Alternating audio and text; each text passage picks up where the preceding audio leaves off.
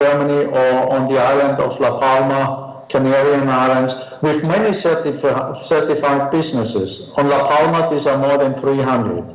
So here the consumer and the businesses, the tour operators have a better choice.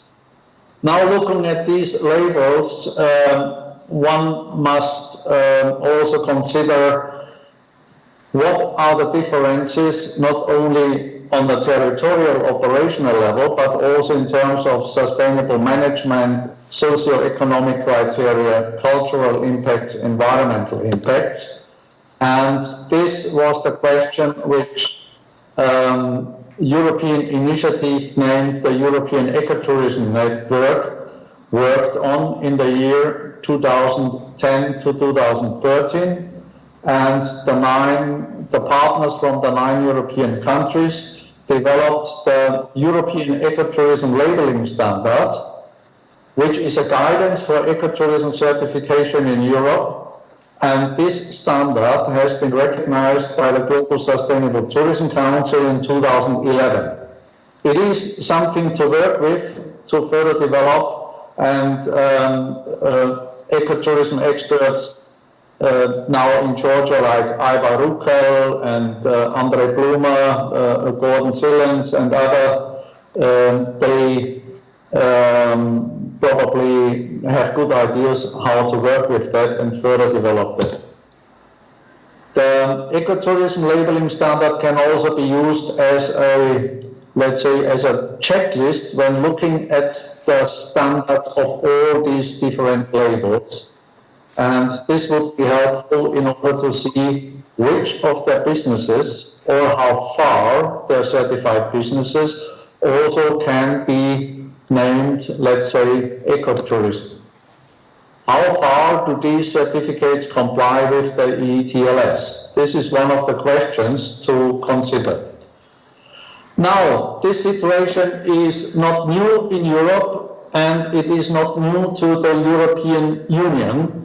And the European Union has the task to help, let's say, harmonization, not unification, but to help to give guidance to the consumers and to make Europe as sustainable as possible. At least these are the words written in the policies. Now, what shall the European Union do? And here, recently, ECOTRANS, in collaboration with the University of Lancashire, ULanc, made a research, a study for the European Parliament TRAN Committee. The TRAN Committee is the European Parliament Committee for Tourism and Transport. And here the study concludes with 6 recommendations. And these 6 recommendations say the European Union shall invite the existing certificates for an initial meeting and work group, and then discuss the opportunities how to use the global sustainable tourism criteria in collaboration with GSTC, and which additional criteria or specification of criteria can be agreed on in order to say, yes, this is even more than, let's say, the global baseline criteria are demanding. This is a kind of European added value.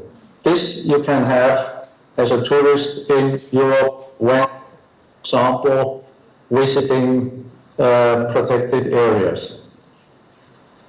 The recommendation number 3 is saying that national tourism industry shall engage in sustainable tourism development. I'll give you an example later. And there shall be a promotion platform and a program for networking and for the support of existing certification programs. Local level initiatives shall be promoted, because on a local level, this is the place where the, let's say, transformation takes place. Support businesses in the destinations, and last but not least, The EU procurement and project funding shall consider the contract certified businesses. For example, now in 4 weeks' time, in 3 weeks' time, there will take place in Vienna, in Austria, the European Tourism Forum, and the organizers of the forum, when following such a recommendation, should recommend to the visitors, to the participants in the forum, to stay for overnight in one of the 60 or 70 hotels and guest houses in Vienna, which are certified by the Austrian Eco Label or EuroEco Label or Green Globe or Green Key or one of the other certification programs. This would be more than a good step. This would be something very concrete. Now, how does the trial network and project Knowledge Alliance support sustainable tourism certification in Europe to create synergies amongst tourist businesses, destinations and operators? Herbert? I give you 3 examples at the Herbert? end. Herbert, hello, can you hear me? Herbert? Yes? Yes, you have another 3 minutes for the presentation. Yeah. Okay, thank you. There is the CSR TGC online course, Global Certification Quick Finder and Green Travel Maps. The Competence in Sustainable and Responsible Travel and Tourism Certification course online is available to students, but shall also be made available to professionals in order to know what certification programs are out there, what are the difference, which is this recognized, to whom is it worthwhile collaborating with. The Global Certification Quick Finder beta version recently has been launched and is showing the global map with more than 250 certification programs. You can filter by type of business, by operational level, sustainability level, credibility level. For example, is there an on-site third-party assessment? This is an ongoing process. And the Green Travel Maps is showing the locations of certified businesses which can be filtered by certification programs or by country or by categories like accommodation provider or camping or restaurant or attraction or tour operator. This is how it looks like for Germany with more than 1,000 locations. These are the 800 hotels and camping site locations. This is how one of the businesses looks like, with link to their own website and with a link to their certificate. And this is our mission for transparency. For example, the certificate via Bono here has a description, links to their own services, transparency on the standard, transparency on the verification system, auditing, and many other information. 5,000 certified businesses are meanwhile mapped, and we are going on with mapping them all who are certified in Europe. Now this is used, the German map, Green Travel Map in Germany, by Germany Travel, which is the National German Tourism Board, on their own site, under the slogan Destination Germany, a Sustainable Experience. That leading German national tourist organization is using the data from our Green Travel Map Germany and using them for promotion of Germany in the rest of the world in their 30 or 32 agencies in whatever part of the world where tour operators are interested in sending tourists to Germany. Now, what is the future? And this is how I'm ending my little presentation. There is an option to have a Travel Green Europe app for ecotourism. With all of you, for your businesses, destinations, and tour operators. And this app is not a dream. It can be developed and published already in 2019. I thank you very much for your attention.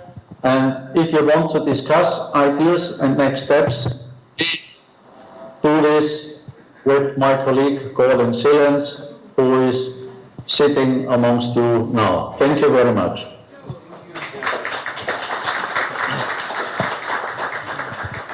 Thank you, Herbert, for this very convenient presentation with a lot of inputs into the labeling systems which are existing now. It's a real jungle, as we know, since decades actually, and it's good that we are in Georgia, and Georgia is about to develop an ecotourism label, so we might discuss how it is impacted actually, this jungle which we have in Europe, and how it is actually swamping up to Georgia.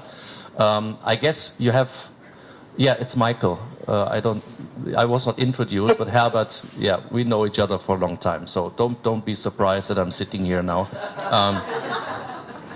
So I guess you have a lot of questions. There are a lot of questions. There's a mic, actually. Your name is not Mike, but you have a microphone in your hands. So you will give it around to people which have questions.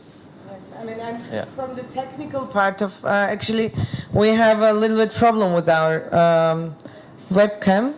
So okay, we can. So that was the reason. No, we tried to do something, so it collapsed. Better not to do something.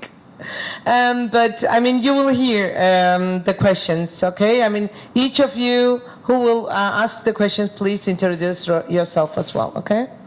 So, Ivan. Ivan? Can I talk like this? No, you cannot, because otherwise Herbert is not hearing you. Hello Herbert, it's Ivar here. My name is Ivar from Estonia, and I have a simple question. What is the best ecotourism label that you know?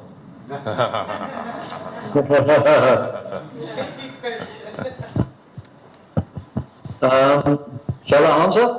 Yeah, quick answer. Easy. Best label for ecotourism, which I know, is the one who provides most benefits for the businesses and people living in the destinations tourists are visiting. This depends on the country and the situation in the country. Obviously,